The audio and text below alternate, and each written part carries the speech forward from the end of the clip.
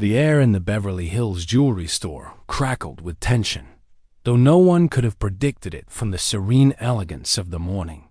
Soft classical music drifted through the pristine space, mingling with the faint hum of rodeo drives. Early bustle outside.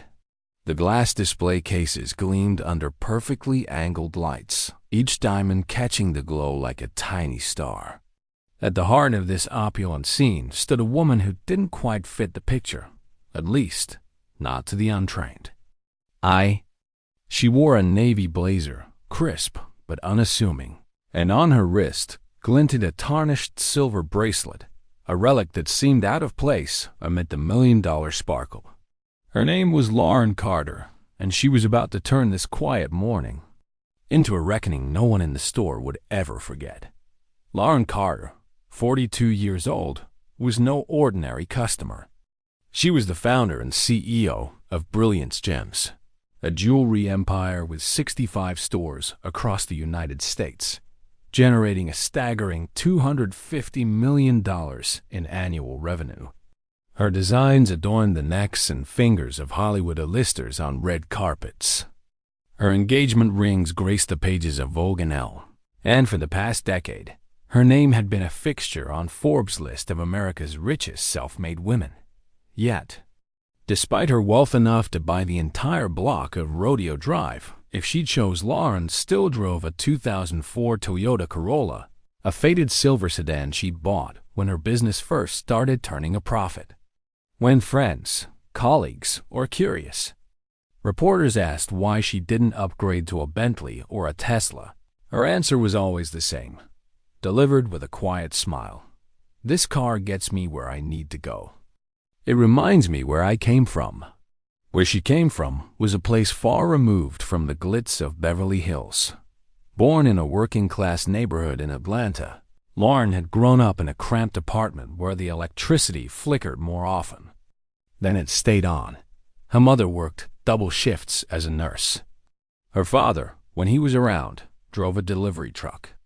The silver bracelet on her wrist, a gift from her grandmother, was one of the few treasures from those lean years, a tarnished heirloom that had survived poverty, rejection, and every obstacle life had thrown at her. It was her talisman, a reminder. That value wasn't found in what glittered on the surface, but in what endured within. Every morning, Lauren followed a ritual that grounded her. She woke at 5 a.m., slipped on the bracelet, and chose one of her 65 stores to visit unannounced. These weren't inspections meant to catch employees slacking or to nitpick operations. They were her way of ensuring that every customer who walked into a Brilliance gem store felt the way she wished she had been treated in her early years, when shopkeepers would eye her with suspicion or dismiss her outright. "I built this company," she often told her employees during training sessions, her voice steady but fierce, so no one would ever have to feel like they didn't belong. The Beverly Hills flagship store was the crown jewel of her empire. Located on Rodeo Drive, it was a cathedral of luxury, generating $3 million in revenue each month. Celebrities shopped here for red carpet statement pieces.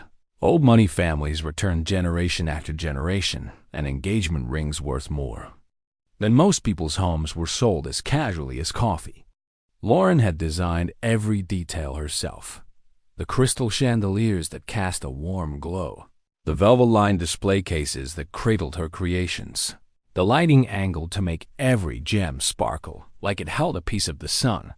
This wasn't just a store, it was her vision made real, a testament to what she'd built from nothing. But in 2025, the world of luxury retail was a battlefield. The rise of e-commerce giants had forced brick-and-mortar stores to fight harder for every customer. Shoppers, especially Gen Z, demanded more than just quality. They wanted brands with purpose, transparency, and a commitment to ethical values.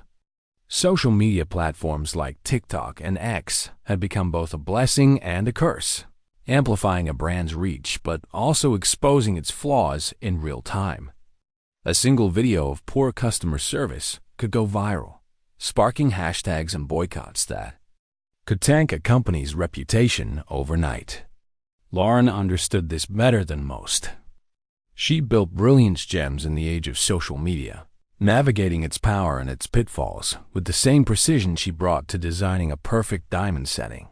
That morning, as she climbed into her Toyota Corolla, the car's familiar creak was a comforting sound against the backdrop of Beverly Hills' polished excess.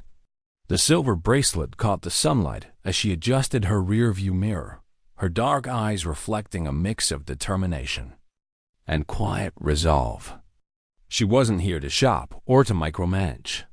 She was here to see if her flagship store still embodied the values she'd poured her life into, values that, in a world increasingly divided by race, class, and status, felt more vital than ever. As she pulled onto Rodeo Drive, the contrast was stark. Her modest car drew curious glances from valets accustomed to Ferraris and Lamborghinis. She parked the block away, not out of necessity, but because she preferred to walk, to feel the pulse of the street she'd conquered. The morning air was crisp, carrying the scent of expensive perfume and freshly brewed coffee from nearby cafes. Lauren straightened her blazer, touched the bracelet for luck, and pushed open the glass doors of Brilliance Gems' flagship store. Inside, the store was a vision of perfection, or almost. The chandeliers glowed, the diamonds sparkled, and the soft strains of Vivaldi filled the air. But as Lauren's eyes swept the room, she noticed a single imperfection. One display case, showcasing a $500,000 sapphire necklace, was slightly askew. It was a small detail, barely noticeable to most, but to Lauren, it was a crack in the facade of the world she'd built. She didn't say anything.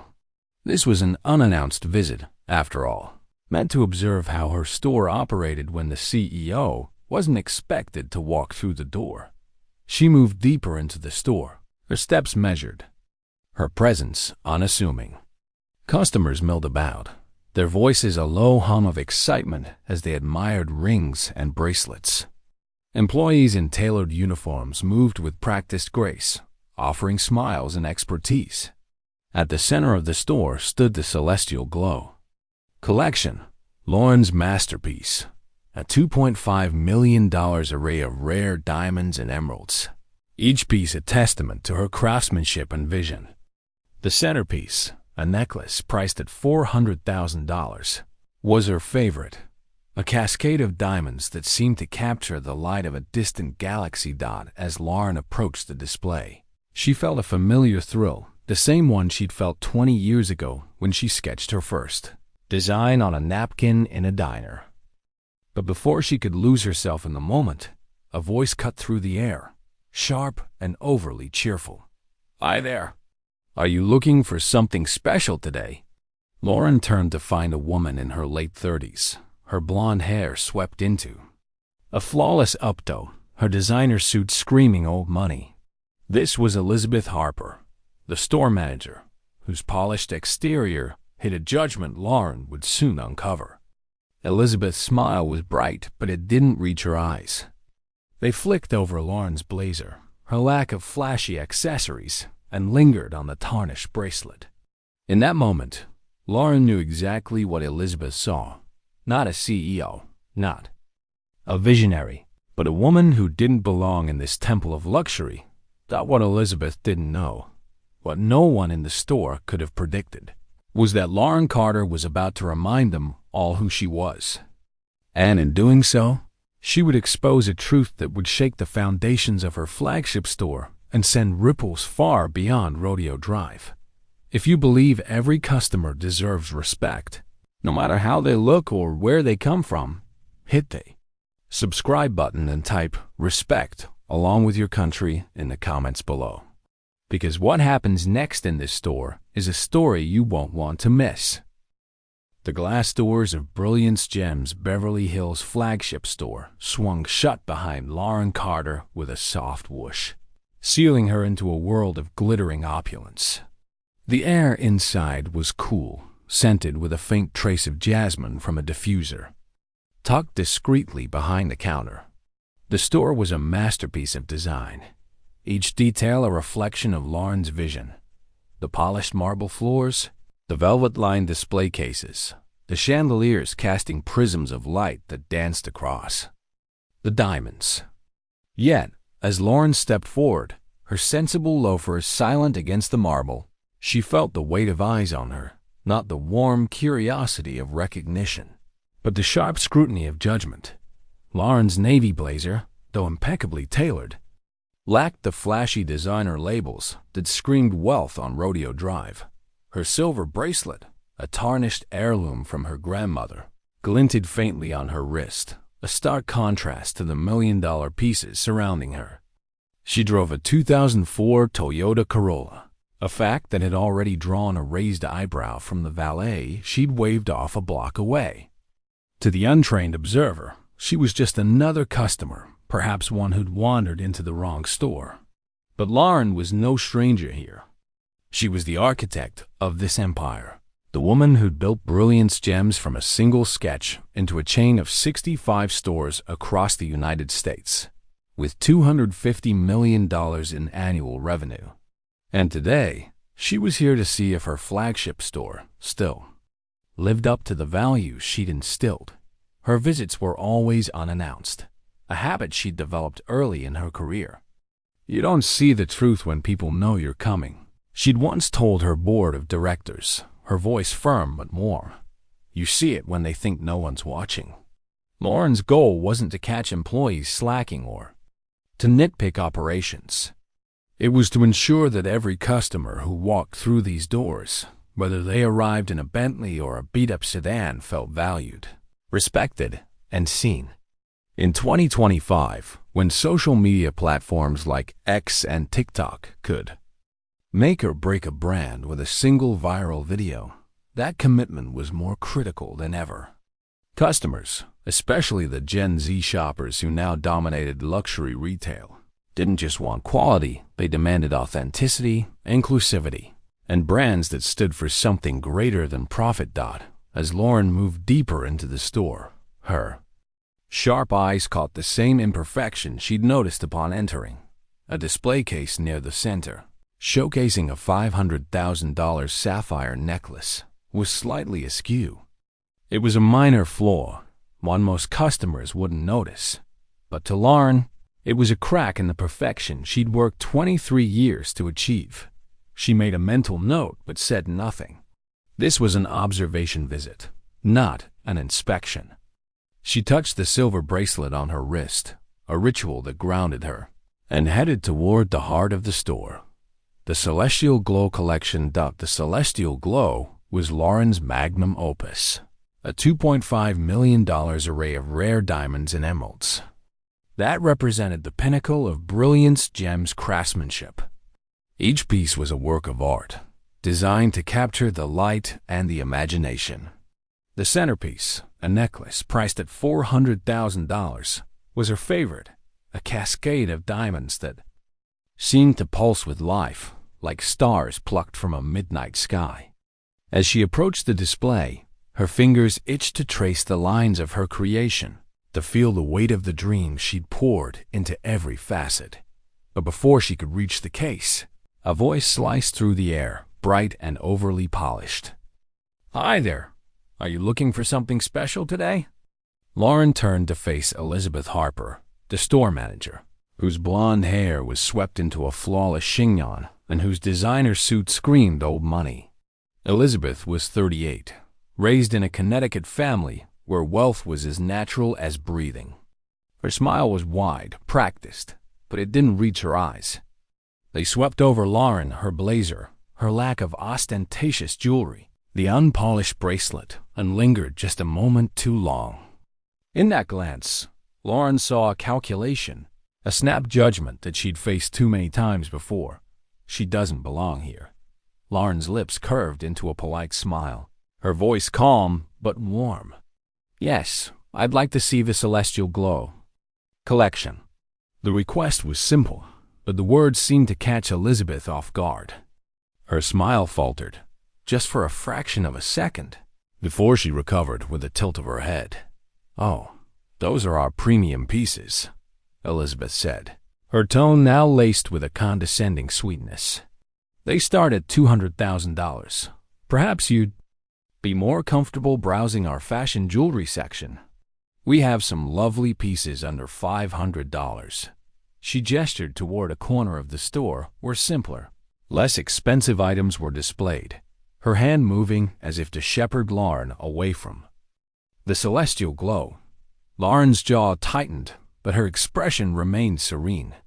She'd heard this script before, not in her own stores, not until now, but in the boutiques of her youth, when shopkeepers would steer her toward the clearance racks or hover as if she might slip a trinket into her pocket. I understand, she said, her voice steady. I'd still like to see the celestial glow pieces. Elizabeth's smile tightened, her eyes narrowing slightly. She was in a bind.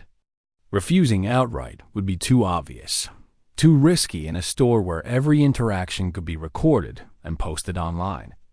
In 2025, the court of public opinion on platforms like X was unforgiving, and a single accusation of discrimination could spark a firestorm.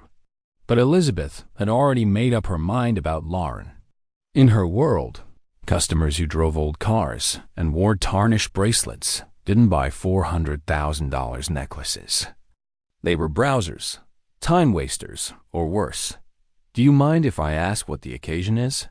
Elizabeth ventured, her voice still cheerful but now carrying a hint of challenge. She hoped to steer Lauren toward cheaper options or, better yet, out the door. Lauren's brow lifted slightly, a flicker of surprise crossing her face.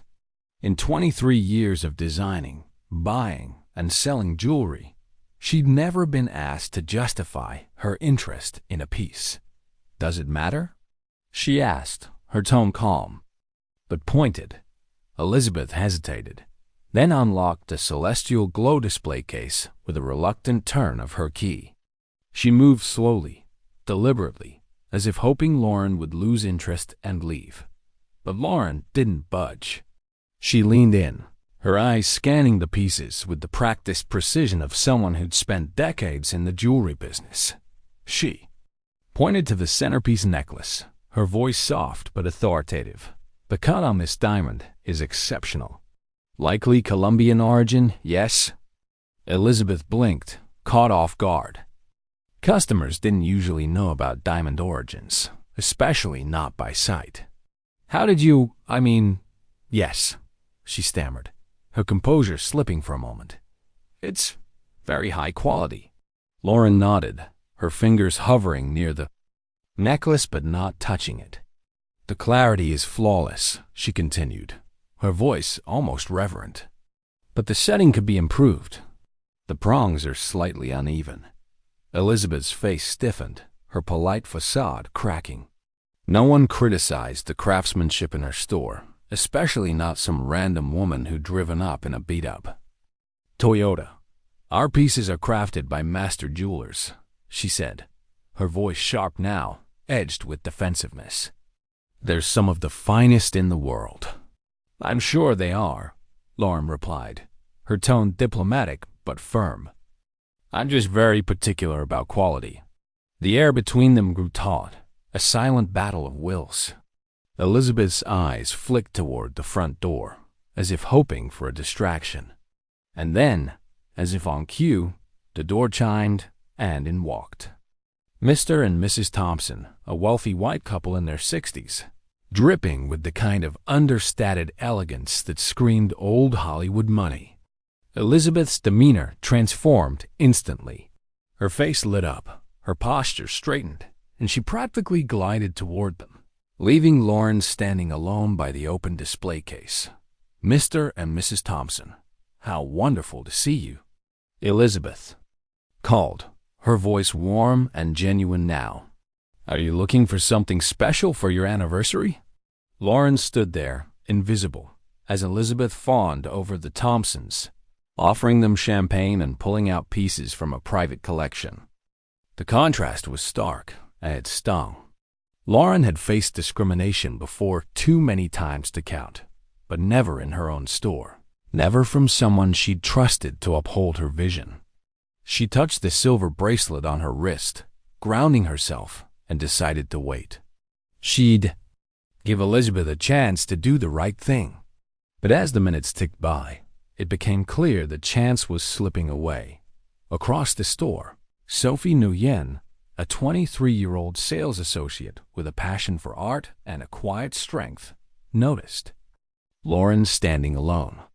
Sophie's instincts told her something was wrong. She started to approach, her smile genuine, but Elizabeth shot her a sharp look from across the room. "Sophie, please organize the back inventory," Elizabeth called, her voice carrying just enough authority to make it clear this wasn't a request. Sophie hesitated, glancing at Lauren with an apologetic look. Lauren gave her a small nod, her expression unreadable. Michael Evans, the 26-year-old assistant manager, looked up from his paperwork, sensing the tension but unsure how to intervene. James Brooks, the 45-year-old security guard, shifted. His weight, his military-trained instincts picking up on the undercurrent of unease. The store was a powder keg, and Lauren Carter, with her quiet presence and unyielding resolve, was the spark waiting to ignite it. What would you do if you were judged before you could even speak? Share your thoughts in the comments, and don't forget to subscribe for more stories like this. Because what happens next will show you exactly what Lauren Carter is made of. The Brilliance Gems flagship store on Rodeo Drive shimmered with a deceptive calm, its chandeliers casting a golden glow over the velvet-lined display cases. The soft strains of Vivaldi still played, but beneath the surface, an invisible current of tension crackled through the air. Lauren Carter stood by the Celestial Glow collection, her fingers hovering near the $400,000 diamond necklace she'd designed herself. Her eyes sharp with the focus of someone who'd spent decades perfecting her craft. She'd come to her flagship store to ensure it lived up to her vision, a place where every customer felt valued, regardless of appearance. But as the minutes ticked by, it was becoming painfully clear that her vision was being betrayed. Elizabeth Harper the store manager, had already sized Lauren up and dismissed her. In Elizabeth's world, wealth was signaled by flash designer handbags, gleaming watches, cars that cost more than most people's homes. Lauren's navy blazer, modest, Toyota Corolla, and tarnished silver bracelet didn't fit that mold. To Elizabeth, Lauren was an inconvenience, a browser who'd wandered into the wrong store and dared to ask for the most exclusive pieces in the house. Now, as Lauren stood by the open Celestial Glow display, Elizabeth's polite facade was crumbling, replaced by a barely concealed irritation that hung in the air like static. Lauren, however, remained composed. She'd faced this kind of judgment before decades ago, in boutiques where clerks trailed her like she was a thief, or in boardrooms where her ideas were dismissed until she proved her worth. Each time, she'd responded not with anger but with quiet resolve, letting her work speak louder than any outburst could. Today, she was giving Elizabeth a chance to do better, to recognize her mistake and treat her like any other customer. But as Elizabeth fawned over Mr. and Mrs. Thompson, the wealthy couple who'd just entered, it was clear that chance was slipping away. Elizabeth had practically bounced on her toes as she greeted the Thompsons, her voice dripping with warmth. "Mr. and Mrs. Thompson, it's such a pleasure to have you back. Are we looking for something special for your anniversary?"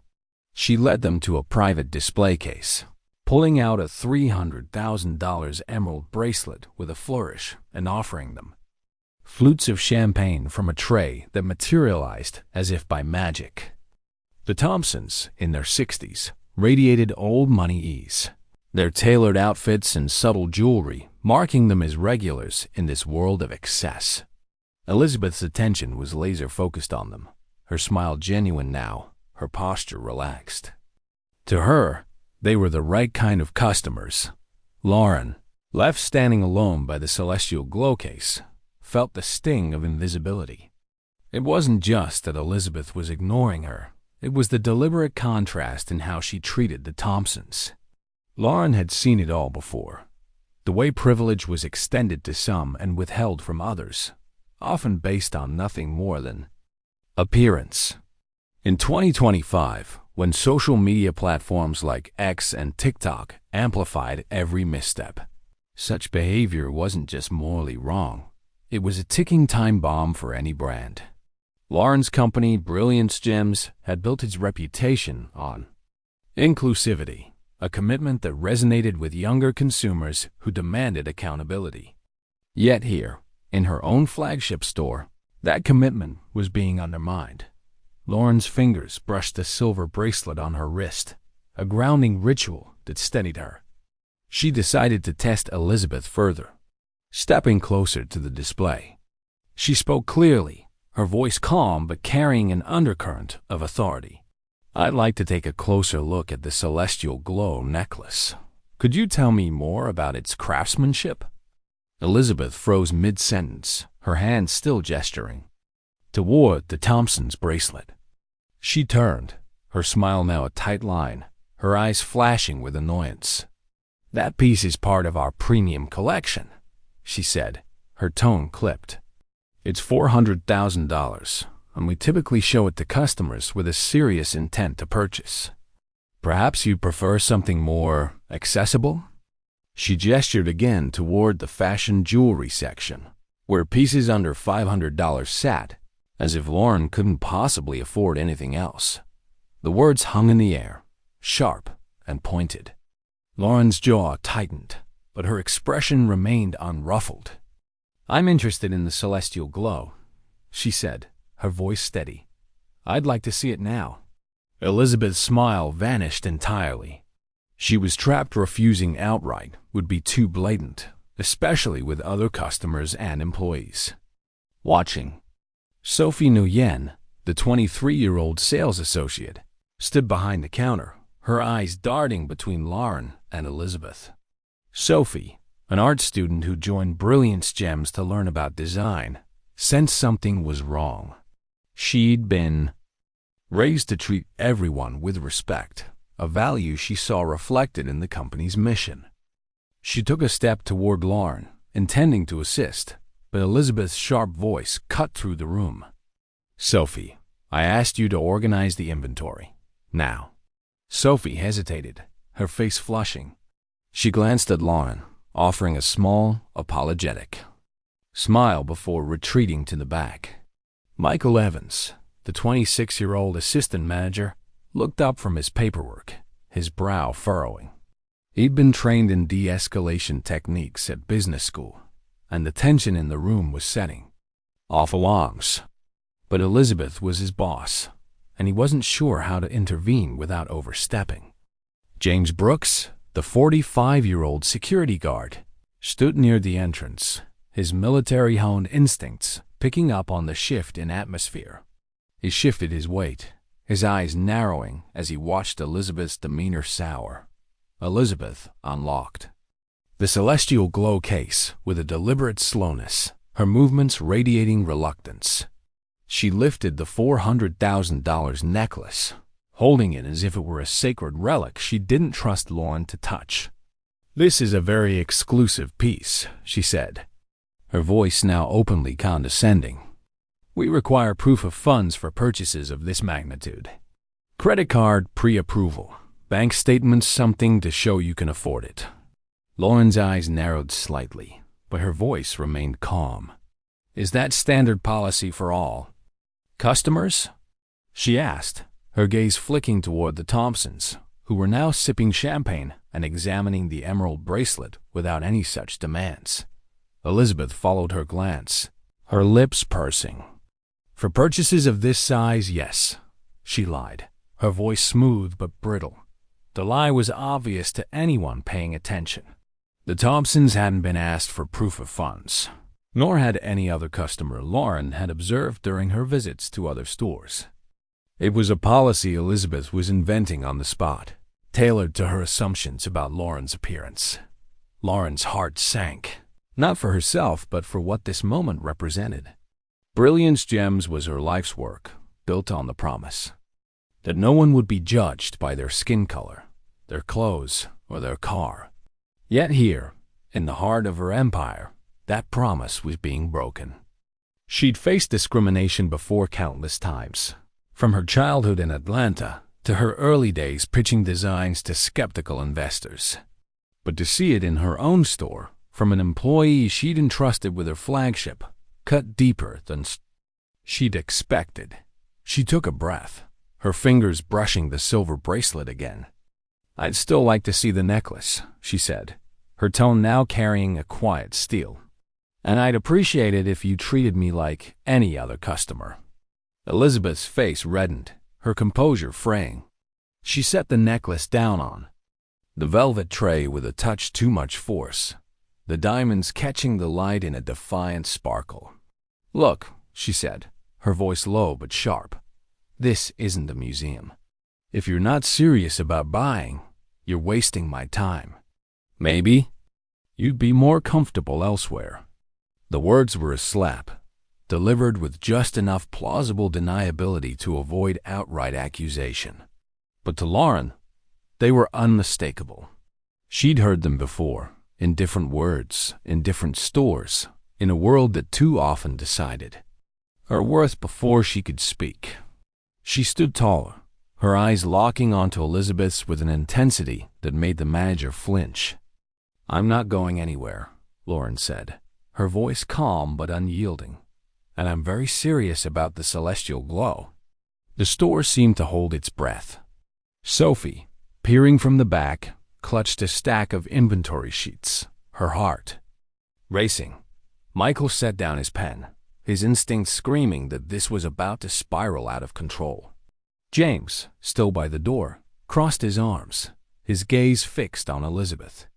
The Thompsons, oblivious to the mounting tension, continued their leisurely browsing, but other customers were starting to notice, their heads turning toward the standoff at the celestial glow case. In that moment, Lauren knew she'd given Elizabeth enough rope. The manager's actions weren't just a personal slight. They were a betrayal of everything Brilliance Gems stood for. And in 2025, when a single video could ignite a firestorm on X or TikTok, Elizabeth's behavior was a grenade waiting to explode. Lauren's hand moved to her phone, not to record, but to prepare for what came next. She wasn't just a customer. She was the woman who'd built this empire from nothing, and she was about to remind everyone exactly what that meant. The Brilliance Gems flagship store on Rodeo Drive had transformed into a silent battlefield. The soft hum of Vivaldi, once a soothing backdrop, now felt like a faint pulse under the weight of mounting tension. The chandeliers cast their golden glow, but the air was thick with unspoken accusations, and every eye in the store was drawn to the standoff at the celestial glow display. Lauren Carter stood tall, her navy blazer crisp despite the chaos brewing around her, her silver bracelet glinting faintly on her wrist. Across from her, Elizabeth Harper, the store manager, had abandoned all pretense of politeness. Her face flushed with irritation, her perfectly styled blonde chignon slightly askew. The $400,000 diamond necklace lay between them on a velvet tray, its brilliance a mocking contrast to the ugliness unfolding. For 20 minutes, Lauren had endured Elizabeth's microaggressions, the condescending tone, the redirected suggestions to cheaper jewelry, the invented proof of funds policy that was never applied to Mr. and Mrs. Thompson, the wealthy couple sipping champagne across the store. Lauren had given Elizabeth every chance to course correct, to treat her with the basic respect owed to any customer. But Elizabeth had doubled down, her judgment clouded by assumptions about Lauren's appearance, her modest blazer, her lack of flashy accessories, the old Toyota Corolla she'd parked a block away. To Elizabeth, Lauren was an interloper, a disruption to the curated exclusivity of Brilliance Gems' flagship store. What she didn't know, what she couldn't have known, was that Lauren was the woman who'd built this empire, the CEO of a 65-store chain, generating $250 million a year. And her patience was wearing thin. Lauren had been standing by the celestial glow case, ignored, as Elizabeth fawned over the Thompsons, offering them piece after piece with a warmth she'd never extended to her. The contrast was stark, a textbook case of differential treatment that Lauren had seen too often in her 42 years. In 2025, when a single video on X or TikTok could spark a boycott or a hashtag like hashtag retail racism, such behavior wasn't just wrong, it was reckless. Lauren's company, Brilliance Gems, was built on the promise of inclusivity, a value that resonated with the Gen Z consumers who now shaped the luxury market. Yet here, in the heart of her flagship store, that promise was being shattered. She'd had enough. Lauren stepped forward, her voice cutting through the Thompsons' conversation, with a calm but commanding clarity. "Excuse me," she said, addressing Elizabeth directly. "I'm still interested in the celestial glow necklace. I'd like to proceed with the purchase." Elizabeth turned, her eyes flashing with undisguised annoyance. She'd clearly expected Lauren to take the hint and leave, to fade into the background like so many others she'd dismissed. "Look," she said, her voice low but sharp, not even trying to mask her frustration anymore. "Those pieces require a serious financial commitment. Maybe you'd be more comfortable in our fashion jewelry section."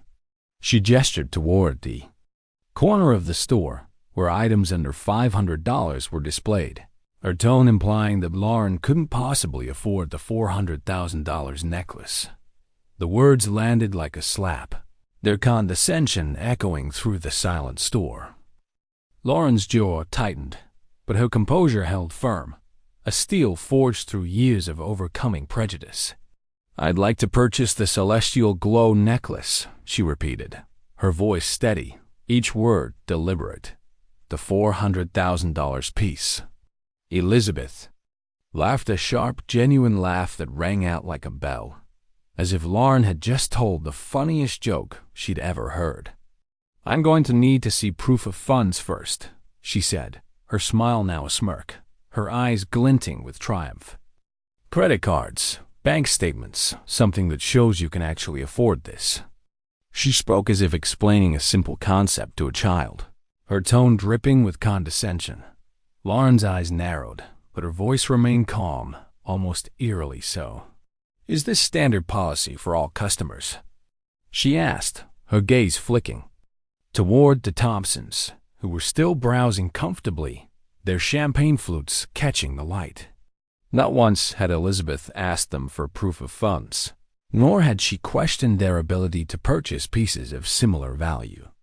The lie was as transparent as the diamonds in the display case. Elizabeth's face reddened, her composure cracking further. "For purchases of this magnitude, yes," she said, her voice smooth but strained, the lie hanging heavy in the air. She glanced at the Thompsons, as if daring Lauren to challenge her further, then turned back with a pointed stare. "You don't even look like someone who can afford the celestial glow piece. Probably you're here to cause trouble, so going to have to ask you to leave." The words hit like a thunderclap, stripping away any pretense of civility. The store fell silent, the classical music fading into the background as every head turned. Sophie Nguyen, the young sales associate, froze behind the counter, her hands clutching a stack of inventory sheets, her eyes wide with shock. Michael Evans, the assistant manager, set down his pen, his business school training screaming that this was a disaster in the making. James Brooks, the security guard, shifted his stance, his military instincts on high alert as he sensed the situation spiraling out of control. Even the Thompsons paused, their champagne flutes hovering mid-air, their attention drawn to the confrontation. Lauren stood her ground, her eyes locking onto Elizabeth's with an intensity that seemed to lower the temperature in the room. "I won't leave," she said, her voice quiet but carrying the weight of unshakable resolve. The statement hung in the air like a drawn sword, a challenge that Elizabeth couldn't ignore. It wasn't just a refusal to comply, it was a declaration that she belonged here, that she would not be dismissed. Elizabeth's smile vanished completely, her face hardening into a mask of indignation. "You heard me," she snapped, her voice rising, her Connecticut accent sharpening as her composure unraveled. "This is my store, and I decide who gets served. You're causing a disruption, and I won't tolerate it."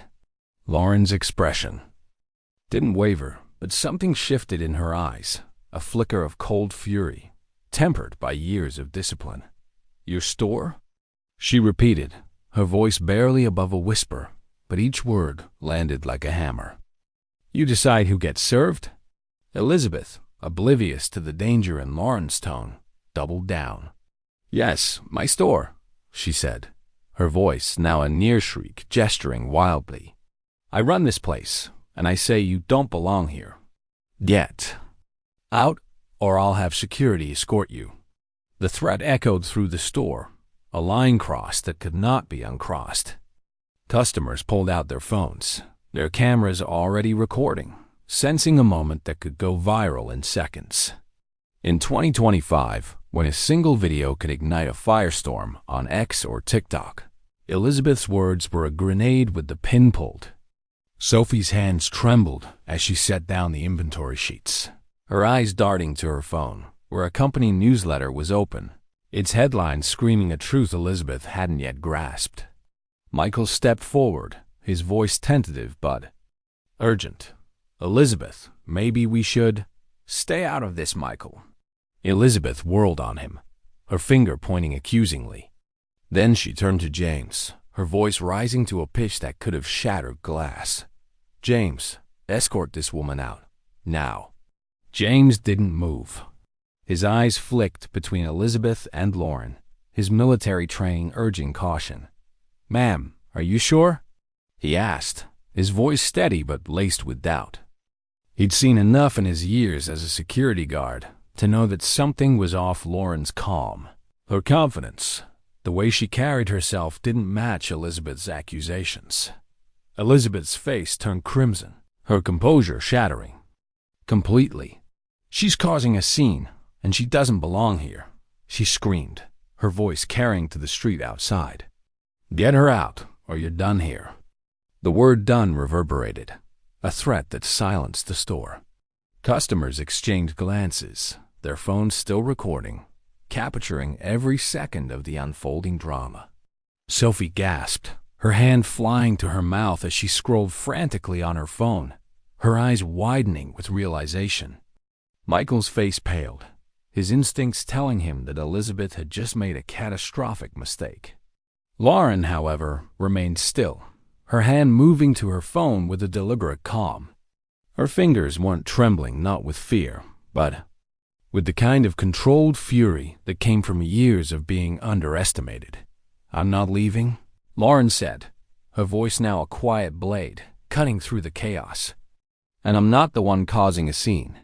She lifted her phone, her eyes never leaving Elizabeth's. "Let's see who really runs this store."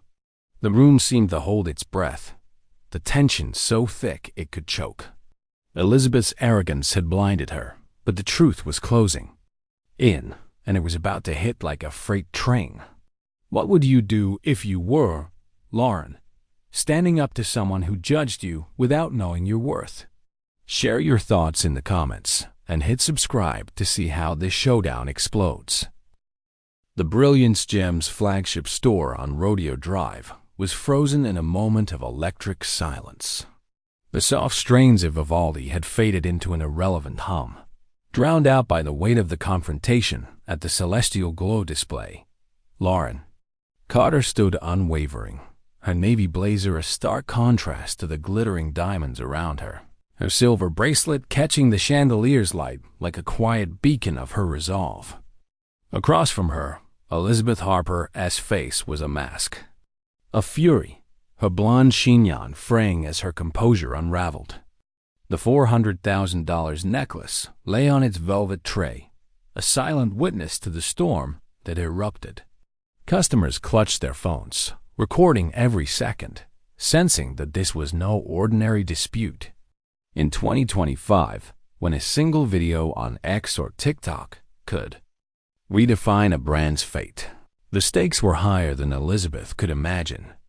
Elizabeth had crossed a line, her arrogance blinding her to the truth. She dismissed Lauren as a nobody, demanded proof of funds, and threatened to have her escorted out of the store, her store, as she'd called it.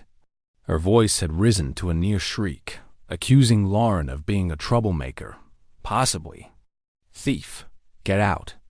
She'd screamed, gesturing wildly at James Brooks, the security guard, who stood motionless, his instincts telling him something was gravely wrong. Michael Evans, the assistant manager, had tried to intervene, only to be silenced by Elizabeth's venom. Sophie Nguyen, the young sales associate, stood frozen behind the counter, her phone open to a company newsletter, her eyes widening. As the pieces fell into place, Lauren's hand rested on her phone, her fingers steady despite the rage simmering beneath her calm exterior. She'd given Elizabeth every chance to back down, to treat her with the respect owed to any customer. But Elizabeth had chosen prejudice over professionalism, and now the reckoning was here. Lauren's eyes locked onto Elizabeth's, her voice, low and deliberate, carrying a weight that made the room feel 10 degrees colder. "You've made a mistake," she said, her words slicing through the tension. "And it's going to cost you." Elizabeth's smirk faltered, a flicker of confusion crossing her face. "What are you talking about?" She snapped, but her voice trembled, betraying the first crack in her confidence. She glanced at the customers, their phones trained on her, and at her employees, whose stunned expressions mirrored her growing unease. Lauren didn't answer immediately. Instead, she reached into her purse with the deliberate slowness of a gunslinger drawing a weapon. She pulled out a sleek business card, holding it between two fingers, letting the light catch the embossed gold lettering. She extended it toward Elizabeth, her gaze unwavering. "Read it," she said, her voice calm but laced with steel. Elizabeth's hand shook as she took the card, her eyes scanning the text. The words hit her like a physical blow. Lauren Carter, founder and chief executive officer, Brilliance Gems. The card might as well have been a guillotine. Her face drained of color, her mouth opening and closing like a fish gasping for air. This isn't. It can't be," she stammered, her voice barely a whisper. Lauren's smile was sharp, almost predatory. "Can't be what, Elizabeth?" she asked, her tone deceptively soft. "Can't be successful? Can't be wealthy? Can't be the woman who owns the store you just claimed was yours?" The truth crashed over Elizabeth like a tidal wave. She discriminated against her own CEO, the founder of Brilliance Gems. The woman who'd built a 65-store empire, generating $250 million a year. The woman she'd tried to have thrown out wasn't just a customer. She was the customer, the one person with the power to end her career with a single word.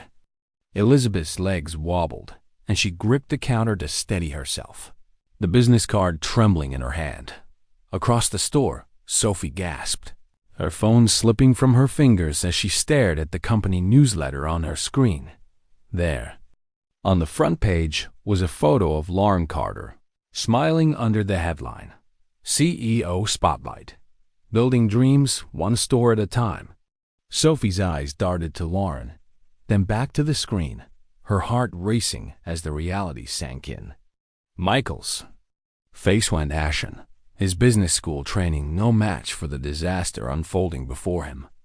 He'd suspected Lauren was more than she seemed her confidence, her knowledge of jewelry, but this was beyond anything he'd imagined. James stood straighter, a flicker of respect in his eyes. His refusal to follow Elizabeth's order had been a gut decision, and now he knew it was the right one. Lauren lifted her phone, her movements precise, and dialed a number she knew by heart. When the call connected, her voice was crisp, professional, the tone of someone accustomed to being obeyed. "Sarah, it's Lauren Carter. I need an emergency board meeting. Now. She paused, her eyes never leaving Elizabeth's. I'm at the Beverly Hills location. We have a serious problem.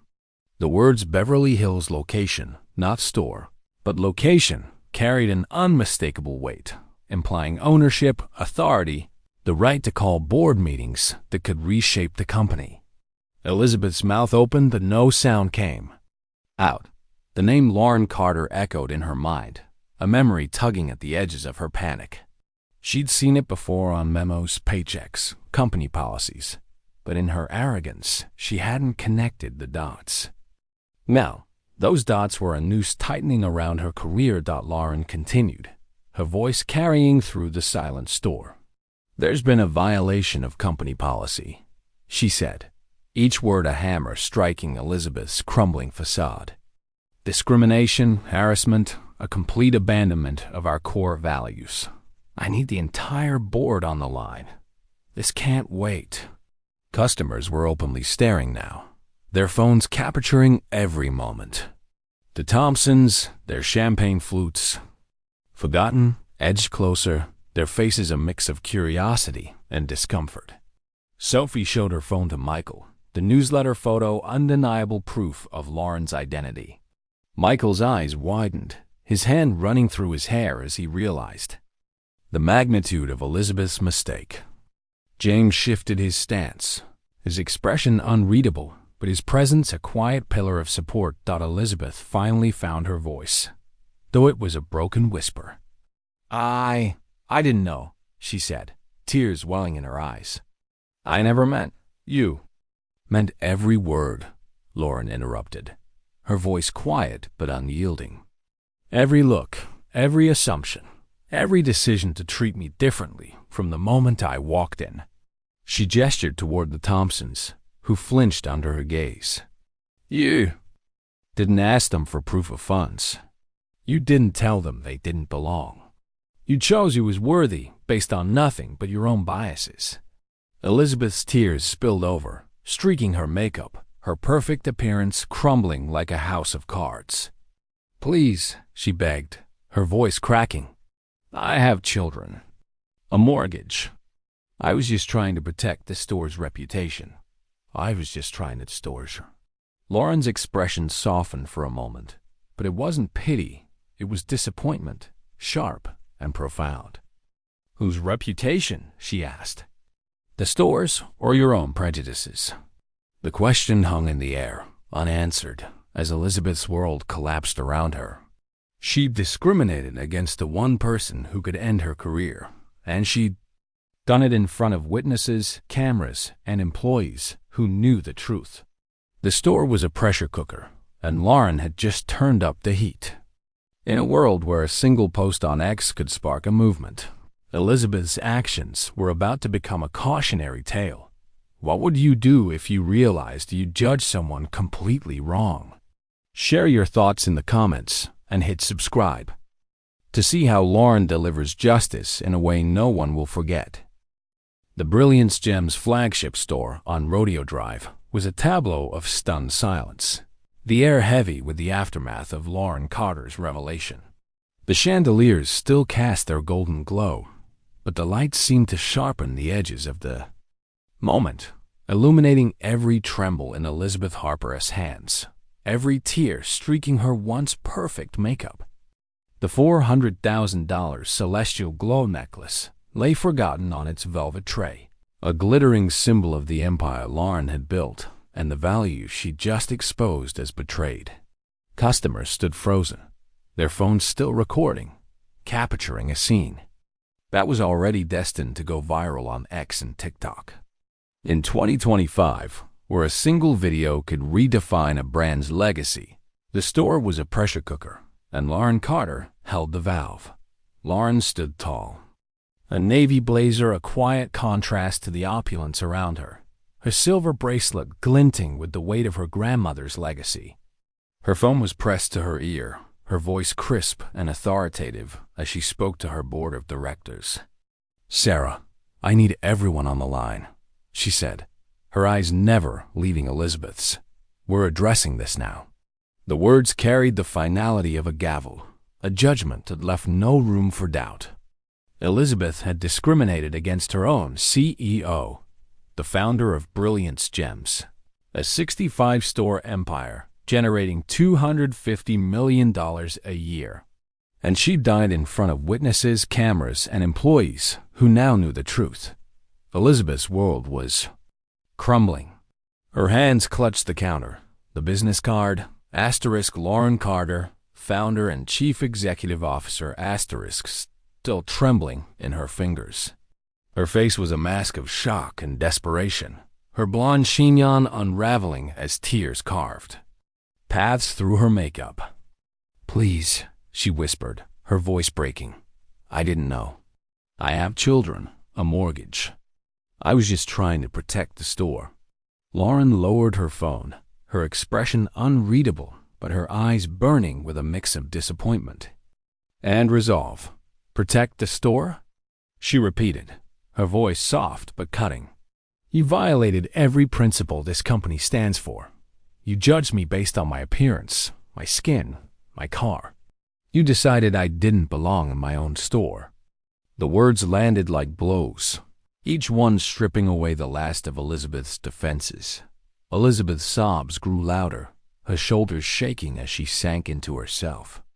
"I can change," she pleaded, her voice barely audible. "I'll take sensitivity training. Anything. Please, don't do this."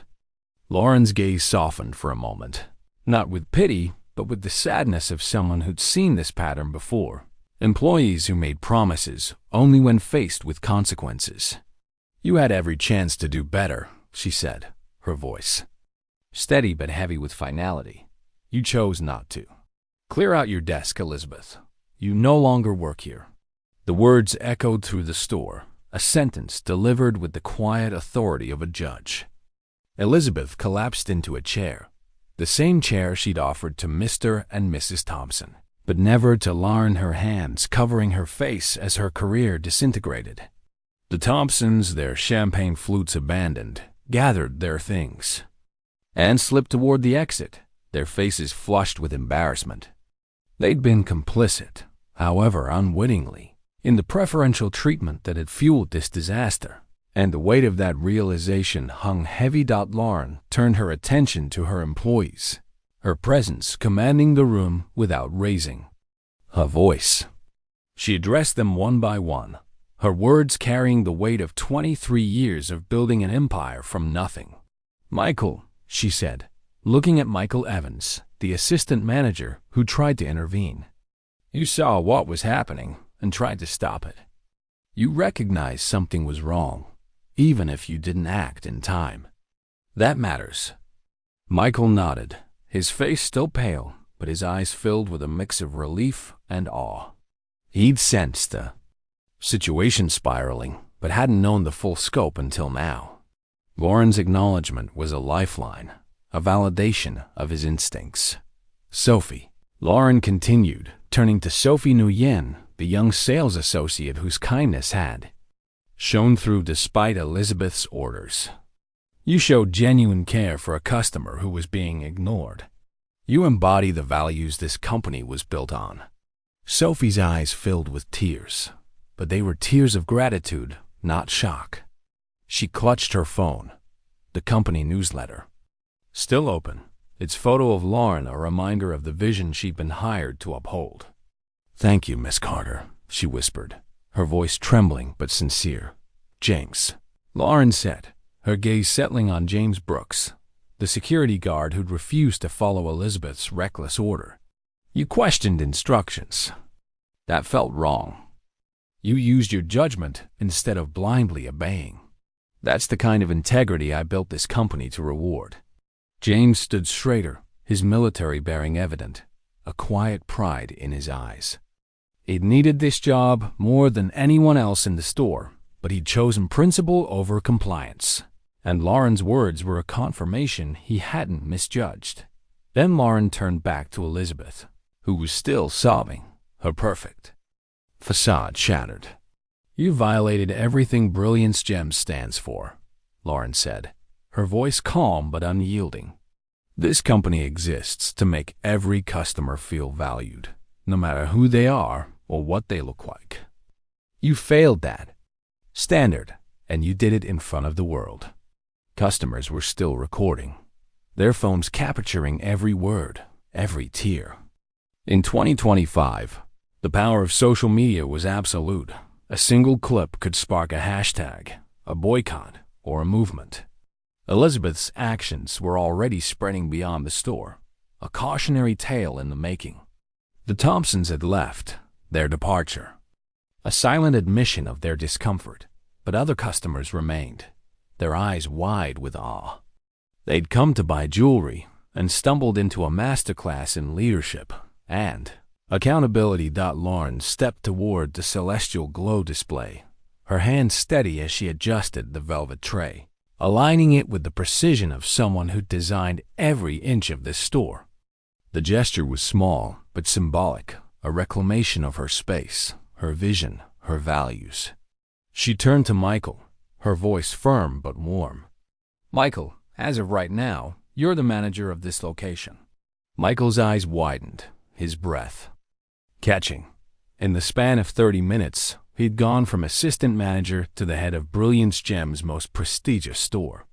Thank you, Miss Carter," he stammered, his professionalism kicking in despite the shock. "Sophie," Lauren continued, "you're now the assistant manager." Sophie's hands flew to her mouth, tears of joy replacing the earlier tension. Her kindness, her instinct to help, had just reshaped her future. "And James," Lauren said, turning to the security guard, "you're receiving a commendation for your professionalism and a raise, effective immediately." James nodded, his expression stoic but his eyes betraying a flicker of gratitude. His decision to stand his ground had paid off, not just in job security, but in recognition from the woman who'd built this empire. The store was still, the weight of justice settling over the room like dust after a storm. Elizabeth, her sobs, quieter now, began gathering her things, her movements slow and defeated. She packed her personal items into a small box, her hands shaking as the reality sank in.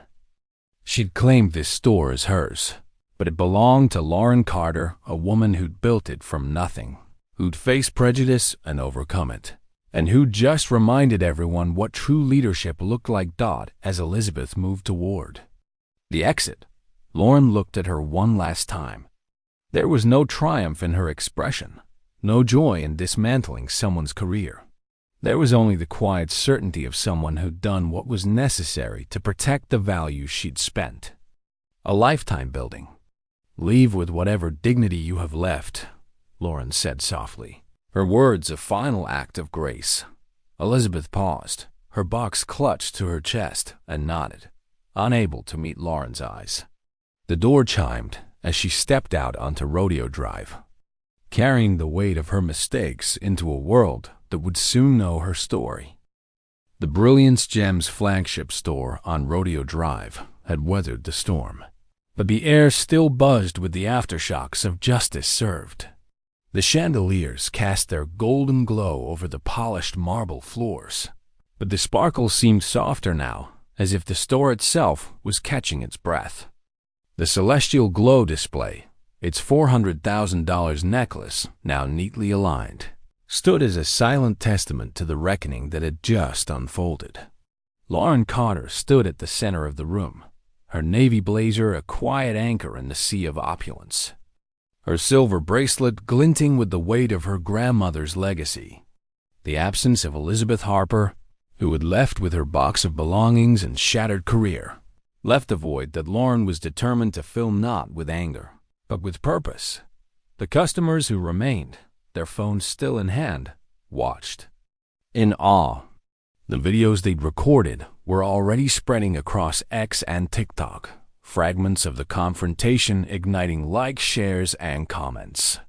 In 2025, social media was a double-edged sword, capable of amplifying a brand's values or exposing its failures in real time. Lauren knew this better than most. Brilliance Gems, her 65-store empire generating $250 million a year, had thrived by embracing inclusivity, a value that resonated with Gen Z consumers who demanded authenticity from the brands they supported. But Elizabeth's actions had threatened that legacy, and Lauren was here to set it right. She stepped forward, her presence commanding the room without raising her voice. "To everyone who witnessed what happened here," she said, her eyes sweeping over the customers, their phones, and her employees, Michael Evans, Sophie Nguyen, and James Brooks, who stood ready to carry forward her vision. "I want you to know that this is not what Brilliance Gems stands for. This is not who we are. And I promise you, this will never happen again in any of my stores." Her voice was warm but resolute, carrying the authority of someone who'd built an empire from nothing. The customers nodded, some still filming, others lowering their phones as if her words deserved their full attention. An elderly woman, her silver hair pulled into a neat bun, stepped forward, her eyes shining with admiration. "Ma'am," she said, her voice trembling with respect, "the way you handled this showed more grace than I've ever seen. You should be proud of what you've built." Lauren smiled, a genuine warmth breaking through her composed exterior. "Thank you," she said, her voice softening. "But I'm only as good as the people who represent my company. Today, 3 of my employees showed me exactly why I'm proud to have built this business." She turned to Michael, now the store manager, who stood straighter under her gaze. "Michael, you tried to de-escalate a situation that was spiraling out of control. That takes courage." To Sophie, whose eyes still glistened with tears of gratitude, she said, "Sophie, your kindness to a customer being ignored was a reflection of everything this company stands for." And to James, whose stoic demeanor hid a quiet pride, she added, "James, your judgment in refusing a wrongful order was the kind of integrity that keeps this company strong." The employees nodded, their faces a mix of relief and determination. The customers murmured in approval, some clapping softly, their phones capturing the moment not for scandal but for inspiration. But Lauren wasn't done. She turned to the room, her voice taking on a deeper resonance, one forged in the fires of her past. "Let me tell you why this matters," she said, her fingers brushing the silver bracelet on her wrist. "I grew up in a neighborhood where the lights went out more often than they stayed on. My mother worked double shifts to keep food on the table. My father, when he was around, drove a delivery truck. I walked into stores like this one as a young woman, dreaming of designing jewelry, only to be followed, ignored, or told I didn't belong." Her words hung in the air, raw and unfiltered. The customers leaned in, their faces softening as they glimpsed the woman behind the CEO. "I built Brilliance Gems to be different," Lauren continued, her voice steady but thick with emotion.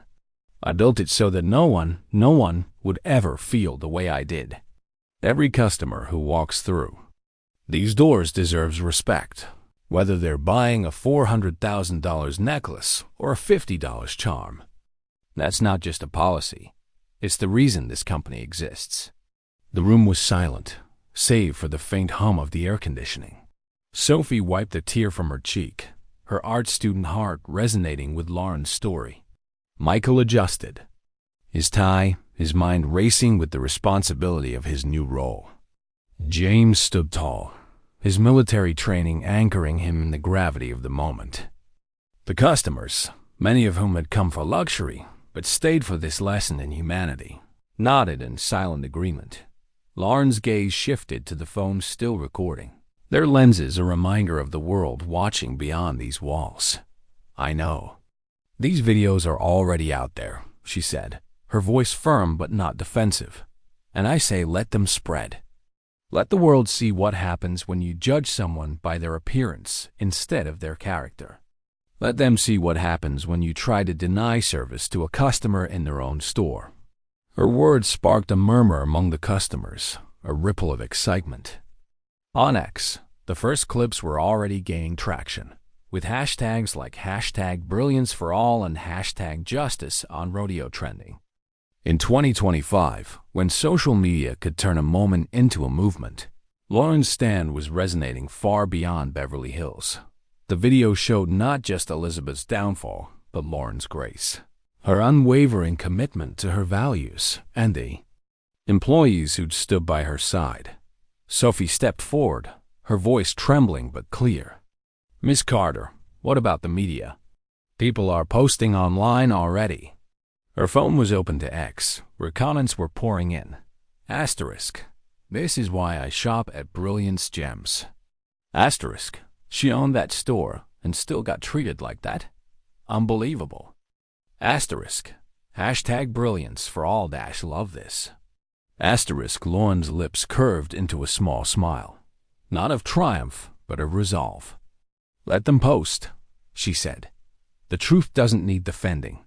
It speaks for itself." She paused, her eyes scanning the room, taking in the display cases, the employees, the customers who'd witnessed a reckoning. "This store stays open. We serve every customer with the respect and dignity they deserve, and we make sure what happened here today never happens again." The elderly woman who'd spoken earlier approached again, her hands clasped. "You've built something extraordinary here," she said. "Not just jewelry, but a legacy." Lauren nodded, her smile softening. "Grace isn't always easy," she said, her voice carrying the wisdom of her 23-year journey. "But it's always necessary." As the store began to hum with activity again, customers browsing, employees resuming their roles, Lauren walked back to the celestial glow display. She adjusted the tray, aligning it with the precision that had built her empire. The gesture was small but profound, a reclamation of the space she'd created to make people feel valued. The videos spreading online were already shaping a narrative, one that would define Brilliance Gems not by its failure, but by its response, a response led by a woman who turned prejudice into a lesson in leadership. The Brilliance Gems flagship store on Rodeo Drive had settled into a new rhythm, the echoes of the morning's confrontation fading into a hum of purposeful activity. The chandeliers cast their golden glow over the marble floors. The asterisk celestial glow asterisk display now perfectly aligned, its $400,000 necklace gleaming like a promise kept. Lauren Carter stood at the heart of the store she'd built, her navy blazer a quiet testament to her understated strength, her silver bracelet a reminder of the grandmother whose resilience had shaped her. The absence of Elizabeth Harper, whose career had ended with a box of belongings and a lesson in consequences, left the air lighter, as if the store itself had exhaled. But for Lauren, this wasn't just the end of a conflict. It was a reaffirmation of the empire she'd created and the values she'd fought to uphold. The store was alive again, customers browsing with renewed curiosity, their phones no longer recording but tucked away as they engaged with the jewelry. Michael Evans, newly promoted to store manager, moved with a quiet confidence, assisting a young couple with a pair of diamond earrings. Sophie Nguyen, now the assistant manager, was learning the ropes of her new role, her artists, eyes sparkling as she arranged a display of emerald rings. James Brooks, the security guard, stood watch near the entrance, his military bearings softened by a faint smile, the commendation and raise from Lauren giving him a renewed sense of purpose. The customers who'd witnessed the drama, some still lingering, others new arrivals drawn by the buzz on X and TikTok, shopped with a sense of awe, as if they'd stepped into a space where something extraordinary had happened. Lauren walked back to the celestial glow display, her steps measured, her hands steady as she adjusted a single ring that had shifted slightly out of place. The gesture was deliberate, a final act of putting her store in order after the chaos Elizabeth had unleashed. She ran her fingers over the diamonds, their facets catching the light like fragments of her own journey, from a childhood of poverty in Atlanta to the helm of a 65-store empire generating $250 million a year. Each piece in the collection was a story, a dream she'd crafted with precision and passion. And today, she defended not just her store, but the principle that every customer deserved to feel valued. An elderly woman, the same one who'd praised Lauren earlier, approached. Again, her silver hair catching the chandelier's glow. "Miss Carter," she said, her voice warm with admiration, "what you did here today was more than business. It was a lesson in dignity. You've built something truly special." Lauren's smile was genuine, tinged with the quiet pride of someone who'd spent 23 years proving her worth. "Thank you," she said, her voice soft but steady. "But it's not just about what I built. It's about who we choose to be when we're tested." The woman nodded, clutching a small velvet box containing a pendant she'd purchased. "I'll be telling everyone about this," she said, her eyes twinkling. "Not just the jewelry, but the story." Lauren's gaze softened, and she touched the silver bracelet on her wrist, a habit that anchored her in moments of reflection. "This bracelet," she said, holding up her wrist so the woman could see its tarnished surface, "survived poverty, rejection, and every door slammed in my face. It taught me that real value isn't what others see on the surface, it's what you carry inside." The woman's eyes glistened, and she reached out to touch Lauren's hand. "You're an inspiration," she said, "not just for what you've achieved, but for how you handle it." Lauren nodded, her heart full but her mind already turning to the future. She stepped back from the display, satisfied that every piece was in its rightful place, and addressed the store one last time. "We keep moving forward," she said, her voice carrying to every corner of the space she'd designed. "We serve every customer with respect, and we make sure this store and every Brilliance Gems location lives up to the promise I made when I founded this company." Michael approached, his new role as manager settling over him like a mantle. "Ms. Carter, what would you like us to do about today's operations?" he asked, his voice steady despite the whirlwind of the morning. Lauren's eyes swept the store, taking in the customers, the employees, the sparkling displays. "We stay open," she said firmly. "We show the world what Brilliance Gems is about, not just today, but every day." Sophie, still adjusting to her promotion, chimed in, her voice tentative but eager. "The videos are going viral, Ms. Carter. People are using #Brilliance for all. Should we respond online?" Lauren's lips curved into a knowing smile. In 2025, social media was a battlefield where brands lived or died. The clips from the store were already amassing millions of views, with comments praising her leadership and condemning Elizabeth's actions. "Let the world see," she said. "Let them know that we stand for something bigger than jewelry. We stand for dignity, for respect, for everyone who walks through our doors." As the store hummed with renewed energy, Lauren walked toward the exit, her Toyota Corolla waiting a block away. The sun was high now, casting long shadows on Rodeo Drive, and the air carried the faint buzz of a city alive with stories. She paused at the door, turning back to take in the space she'd built, a cathedral of dreams where no one should ever feel unwelcome. Her eyes met James's, who gave her a respectful nod, and Sophie's, who offered a shy smile. Michael was already at work, guiding a customer with the professionalism Lauren had always envisioned. She stepped outside, the chime of the door a soft farewell. As she climbed into her Corolla, its familiar creak a reminder of her roots, Lauren felt a quiet certainty. She'd walked into her store as a customer and been treated like an outsider. She was leaving as the CEO who'd reminded everyone why she belonged, everywhere she chose to go. This story isn't just about jewelry or justice. It's about the power of standing up for what's right, even when it's hard. Lauren Carter's journey teaches us that true success isn't measured by wealth or status, but by the courage to uphold your values in the face of prejudice. Her grace under pressure, her refusal to let anger define her response, and her commitment to creating a space where everyone belongs are lessons for us all. In a world where discrimination still lingers, Lauren's story reminds us that change begins with individual actions, whether it's a CEO reclaiming her store, an employee choosing kindness, or a customer sharing a story that inspires others. The ripple effects of Lauren's stand extend beyond Rodeo Drive.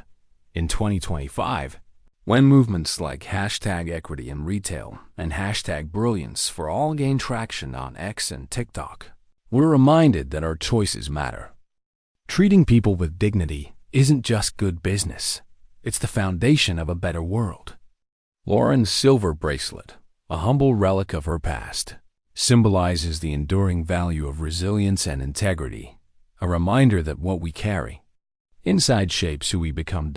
If this story moved you, share your thoughts in the comments. Have you ever witnessed or experienced a moment where standing up for what's right made a difference? Let us know and join the Legacy Stories community by hitting the subscribe button. Every week, we bring you tales of courage, justice, and humanity that inspire and uplift. Subscribe to Legacy Stories on your favorite platform, and don't miss the next chapter of lives changed by the power of doing what's right. Together, let's keep these stories alive.